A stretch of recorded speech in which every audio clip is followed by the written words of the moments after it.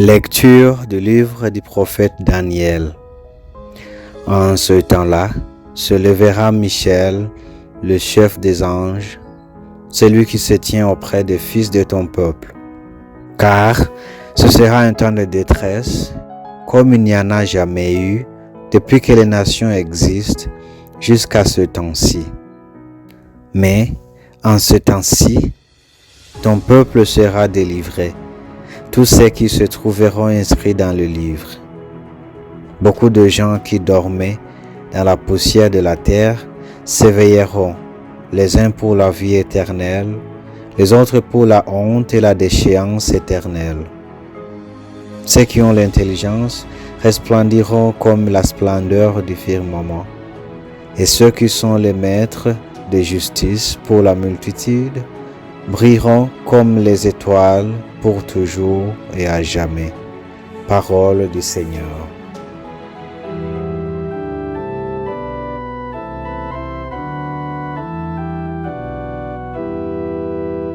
Garde-moi, mon Dieu, j'ai fait de toi mon refuge.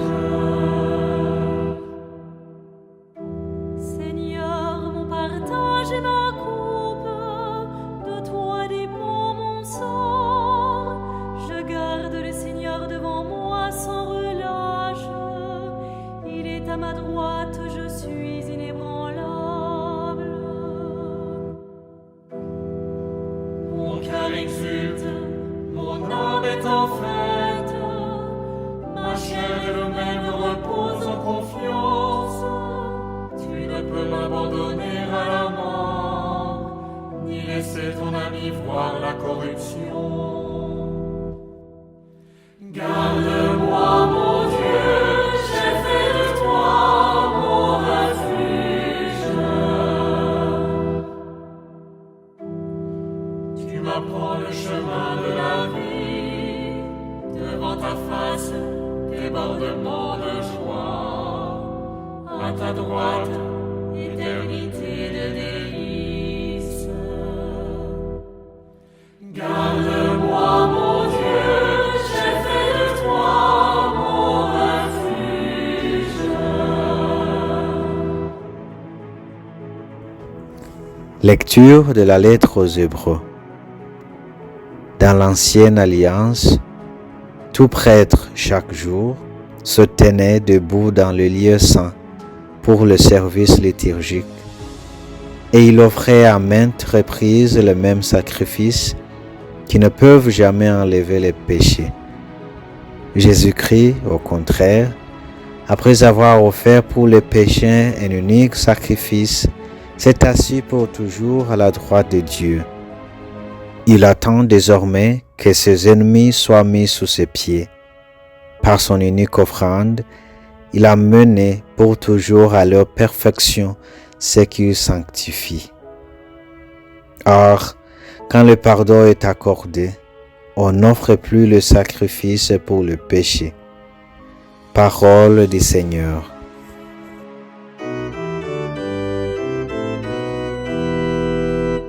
Alléluia, Alléluia, Alléluia, Alléluia, Alléluia, Alléluia, Alléluia, Alléluia.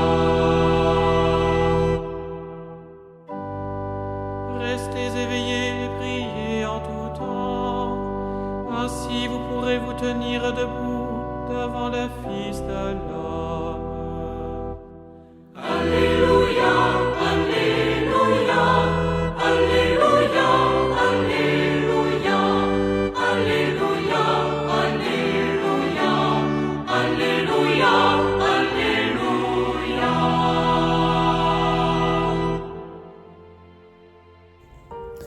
Évangile de Jésus-Christ selon saint Marc. En ce temps-là, Jésus parlait à ses disciples de sa venue.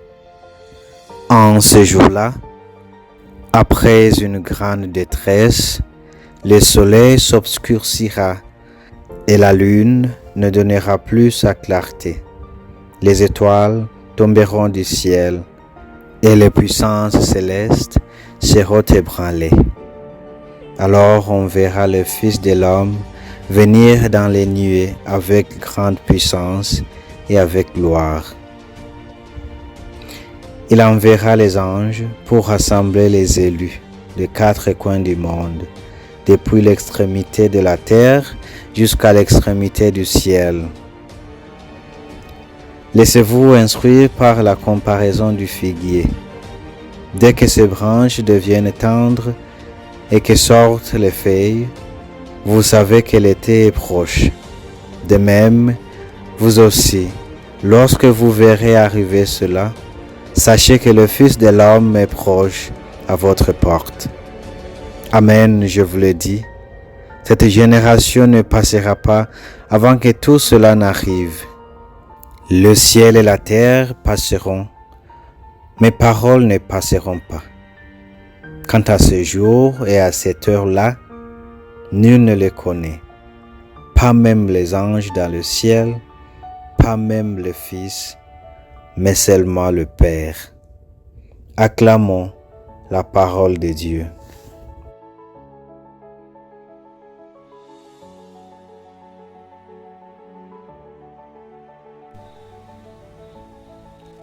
Chères sœurs et frères, aujourd'hui nous célébrons le 33e dimanche du temps ordinaire année B. La première lecture souligne l'importance de la fidélité et de la sagesse, ainsi que l'espoir d'une vie après la mort. En tant que chrétiens, nous croyons que la mort n'est pas la fin de tout, mais un passage qui inaugure une vie nouvelle avec Jésus-Christ, afin d'hériter la vie éternelle. Néanmoins, ceux qui ont vécu les valeurs de Jésus, l'amour de Dieu et du prochain, brilleront comme l'éclat du ciel et comme les étoiles pour l'éternité.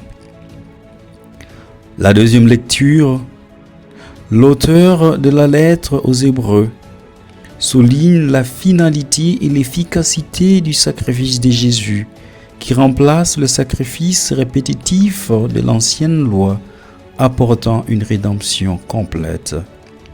Ainsi, Jésus est l'accomplissement de l'Ancien Testament et l'accomplissement de notre vie. Dans l'Évangile selon saint Marc, Jésus parle des événements qui surviendront à la fin du temps. Il décrit des signes dans le ciel et l'arrivée du Fils de l'homme avec puissance et gloire. En effet, ces passages insistent sur le fait que personne ne connaît les jours ou l'heure de son retour, pas même les anges, mais seulement le Père. Cependant, Jésus nous exhorte à rester éveillés et attentifs en faisant toujours le bien aux autres, car nous ne savons pas quand l'heure viendra. Ainsi, l'Évangile souligne l'importance de la foi, de l'espérance et de la vigilance dans l'attente du retour du Christ. Chères sœurs et frères, que les lectures d'aujourd'hui nous aident à comprendre que dans le temps des troubles et d'incertitudes, seule la vie en Jésus-Christ nous fortifie. En tant que pèlerins sur cette terre, faisons le bien à tout homme sans discrimination, afin que nous puissions hériter le royaume éternel. Dans tout ce que nous faisons, mettons Jésus au premier plan, car par sa mort et sa résurrection, nous avions hérité une vie nouvelle. Jésus est notre espérance.